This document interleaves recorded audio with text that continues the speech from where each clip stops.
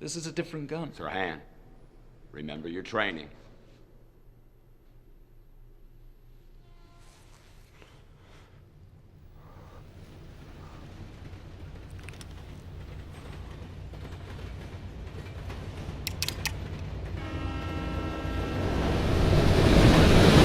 You can turn back now, or learn the stuff they don't want you to know.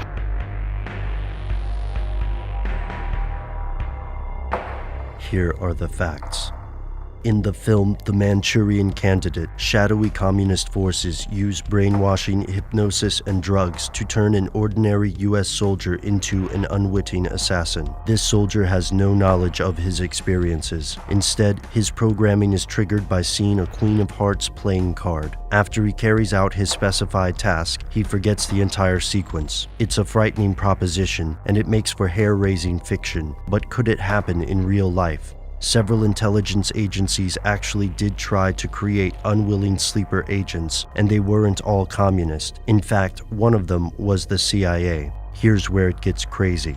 During the 1950s, the CIA ran a top-secret operation codenamed Project Artichoke. According to a CIA memo from 1975, Artichoke is a code name for the study and use of special interrogation methods and techniques. These methods include the use of hypnosis, drugs such as morphine or sodium pentothal, and psychological torture techniques such as total isolation. Project Artichoke arose from Project Bluebird and eventually transformed into the more well-known Project MK-Ultra. Over the course of this project's lifetime, it addressed several disturbing questions, such as, can an individual be made to perform an act of attempted assassination involuntarily under the influence of artichoke? To answer this question, the CIA contemplated several tactics that, were they common knowledge, would have generated an enormous uproar and outrage from the American public. To this day, the details of this murky operation are largely unknown. There is evidence that the CIA used LSD on interrogation subjects and also conducted numerous interrogations and experiments with other drugs, searching for a combination of techniques and substances that could produce extraordinarily compliant, suggestible individuals. According to the current historical record, these experiments were largely unsuccessful and at times disastrous. There was also at least one documented death linked to this series of programs. About a week after a CIA representative gave Army civilian Frank Olson a dose of LSD, Olson died, crashing through a window and plummeting to the ground. The death was ruled a suicide. But how close did the CIA come to creating an unwitting assassin?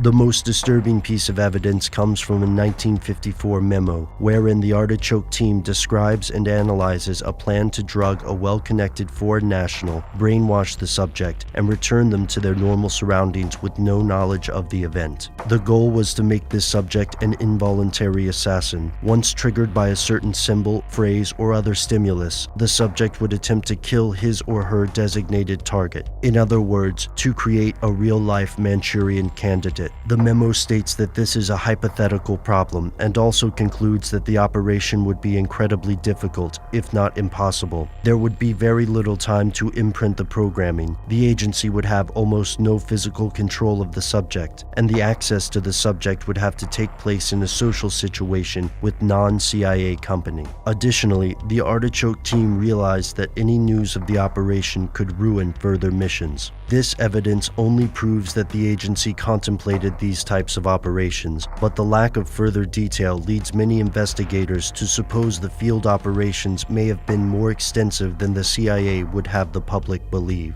After looking through the heavily redacted files and searching for masses of missing data, we only know one thing for sure. There's still something they don't want you to know about Project Artichoke. Stay tuned to learn more about the aftermath of Project Artichoke and MK-Ultra.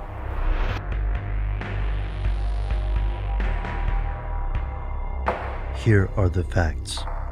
In last week's episode, we investigated Projects Artichoke and MK-Ultra, secret CIA programs that used drugs and psychological manipulation to conduct unsavory experiments on US citizens and possibly foreign nationals. Most conspiracy theorists have heard of MK-Ultra. Today it's often cited in pop culture, such as movies and video games. But what if MK-Ultra isn't the worst of the bunch? Some, and not all of them conspiracy theorists, believe the American public has has been the victim of a massive bait and switch. That Project Artichoke was more than a few weird psychological studies, and that it was much, much worse than Project MKUltra. Here's where it gets crazy.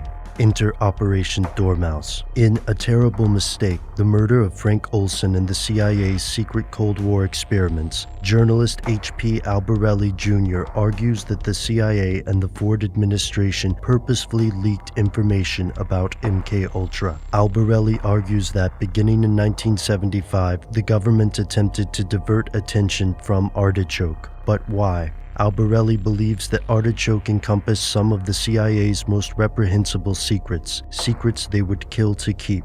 This was hardly out of the ordinary. Albarelli argues that the CIA had already murdered scientists at the dawn of the Artichoke program. For example, the reported suicide of Frank Olson, who allegedly jumped from a window after being earlier dosed with LSD, was a thinly veiled murder. If all this is true, then what exactly happened during Project Artichoke? Albarelli presents Artichoke as the operational side of the mind control experiments studied in MKUltra. MKUltra was associated with prestigious colleges, research labs, and prominent professors, providing a measure of credibility and indemnity. However, Project Artichoke may have authorized numerous clandestine, highly illegal operations on unwitting foreign nationals and U.S. citizens. These experiments allegedly included non-consensual drug dosing, brainwashing techniques, and long-term attempts to create unwilling assassins. According to Albarelli, by the mid-1970s, the CIA knew the public was out for blood. The 1975 Rockefeller Commission report and congressional hearings headed by Senators Frank Church and Teddy Kennedy triggered high-level meetings between the Ford administration and the CIA's general counsel. The CIA allegedly believed that revealing carefully selected information about MKUltra would take the heat off Artichoke. Some of America's most influential political players have been accused of participating in the cover-up, including Dick Cheney and Donald Rumsfeld.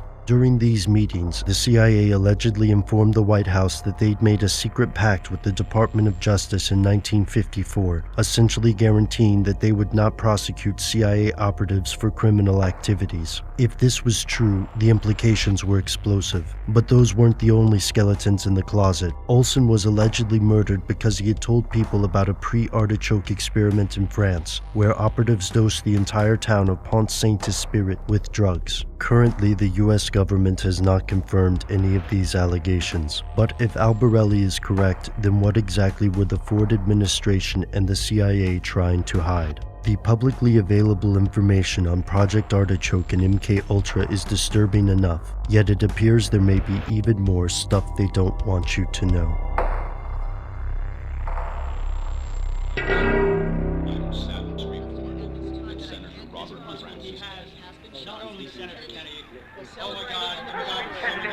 Has been shot.